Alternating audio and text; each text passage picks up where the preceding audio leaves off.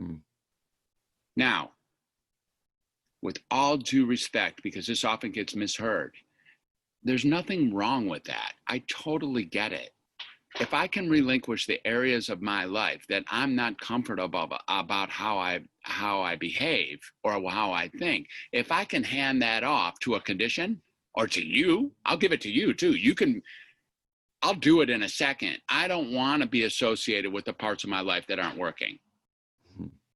I don't want to, excuse me, I just assume take responsibility for the parts that are and hand off the parts that are not.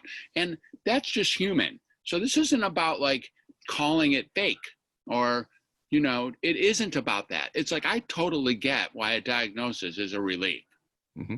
It is. It's like, people are like, oh my God, doctor, thank you. Now I have bipolar for the rest of my life.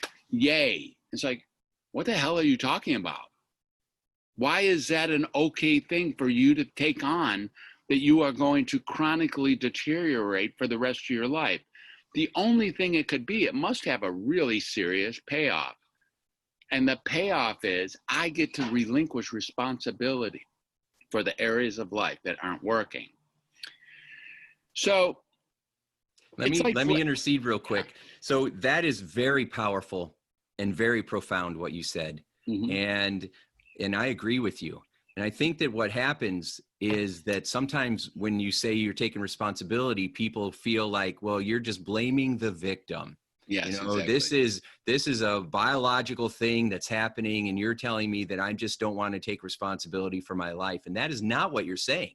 Not what at all. You're saying is that you might have this experience, you might have this thing that's going on with you. What are we going to do about it? Exactly. It's not a life sentence, and it doesn't mean that all of a sudden I don't have to take responsibility, right? So What you're saying is it's time to get empowered just in a more effective way.